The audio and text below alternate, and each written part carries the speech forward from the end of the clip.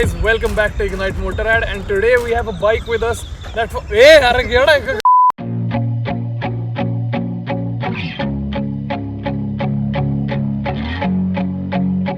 Hey guys, welcome to Ignite Motorrad, and today with us we have a motorcycle that for the Indian market at face value should make a lot of sense.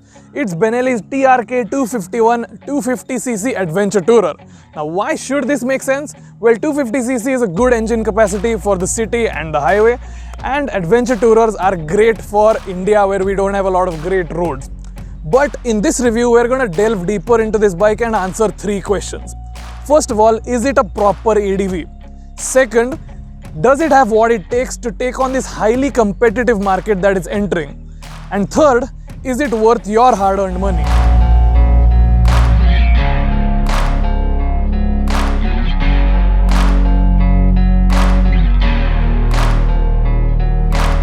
Right off the bat, I think this is a really good looking motorcycle. It definitely looks like the bigger Benelli 502's little brother, and in that sense it fits into the Benelli ADV family really well. The twin pod headlight, the raised front fender along with the whole raised visor, wide handlebar and relatively large tank give the front end a really imposing and adventure tourer look.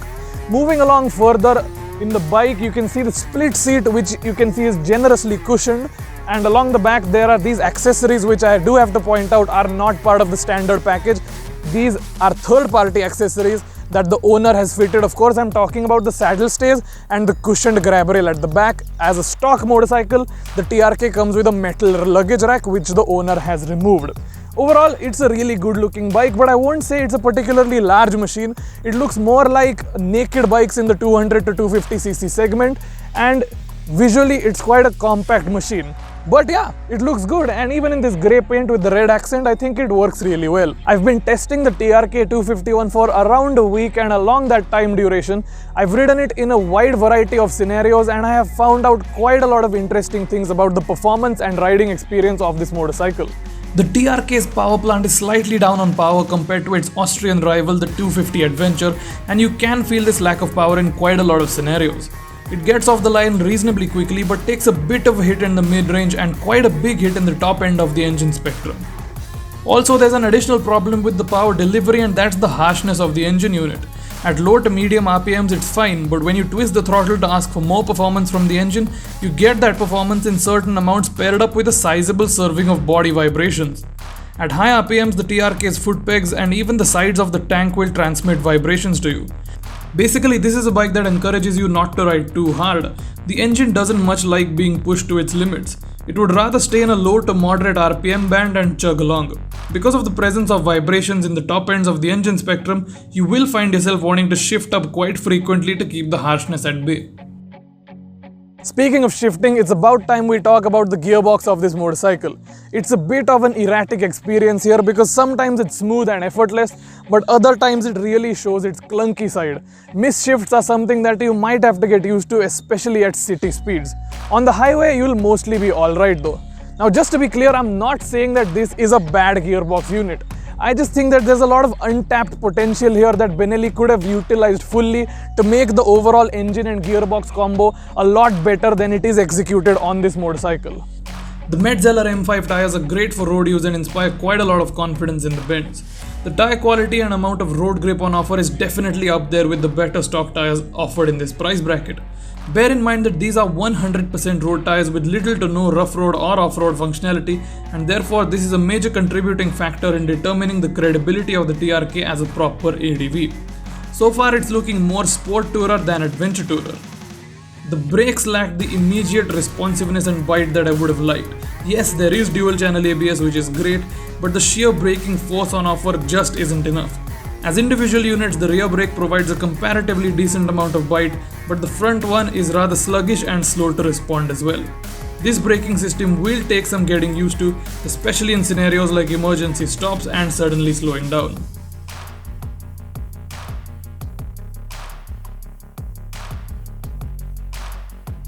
Now, one of the main factors, if not the most important factor in determining the credibility of a motorcycle as an adventure tourer is its suspension setup. Now, full-blown adventure tourers typically have long travel suspensions which help on off-road and rough road tracks, as well as in general absorbing bumps better. So how does the TRK 251 fare in that aspect? Well, I'm just going to go straight out and say it, this is not the suspension setup of an adventure tourer. If you ride this bike, even if you look at the numbers of the suspension travel and the ground clearance, it's more comparable to a street naked in this engine bracket. It is a bit better than the likes of say a Yamaha FZ25 or TVS Apache, but it's not a whole lot better. It's not enough of a leap ahead to justify calling this a proper ADV suspension setup.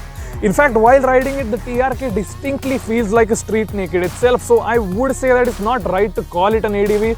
Call it a street naked in adventure tourer clothing, or if you want, maybe call it a sport tourer, but not an adventure tourer. Okay, so let's leave aside the fact that the TRK 251 is not a true blue hardcore adventure tourer. How does it fare on the road? How does it fare in the city?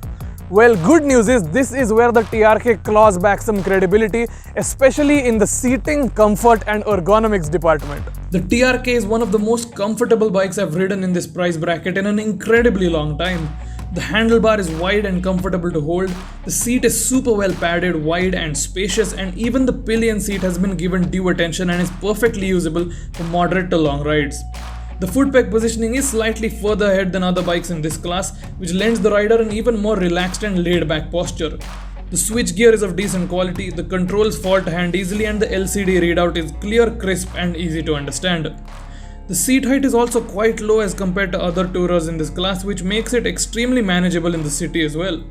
Overall, this is just a really nice place to sit and cruise. I've really enjoyed riding this bike for the duration that I've been testing it. The comfort is top tier and long hours on the saddle should be a breeze. One more thing to keep in mind here, which further established the 251 as a sport tourer or a city bike rather than an ADV, is that because of the foot pegs being further ahead for comfort, standing up and riding creates a bit of an awkward posture if you don't position your feet properly. It is possible, you'll just need to find your ideal spot, and a standing up posture isn't as easy to obtain as the ADVs which have slightly rear set foot pegs. It's possible, but you'll just have to find what works for you. So coming back to the three questions that we asked at the start of this review. First of all, is this a proper adventure tourer? The answer is no, definitely not. All indications point towards this being a city bike and a road-focused sport tourer.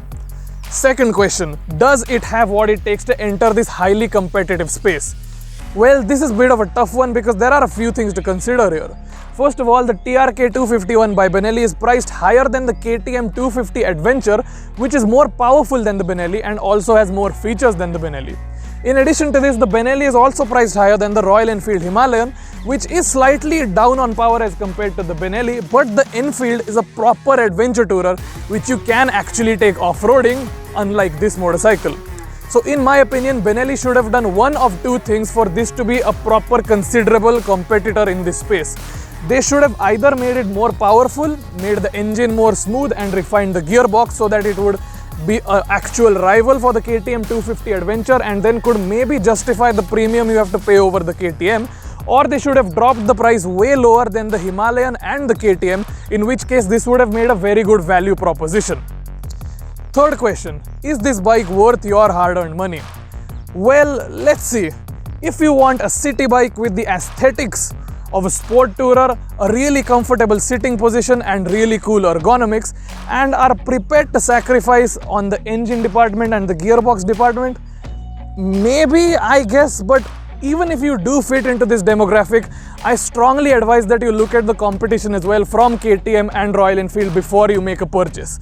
I think Benelli could do some work on this bike and make it a truly exceptional machine. There are some improvements to be made here, and I think there's a lot of untapped potential here, which if Benelli improves in the next version of this bike, whenever it does come out in the next few years, this could be a truly outstanding machine. But for now, I'm gonna say there is a lot of work that needs to be done here. That's it for this video, guys. I'm Devashish Puranik. You're watching Ignite Motorrad. I hope you enjoyed this review. If you have any questions about the bike, leave it down in the comments and follow our social pages as well. And you can always drop us a DM on Instagram if you have any queries motorcycle related. Ride safe.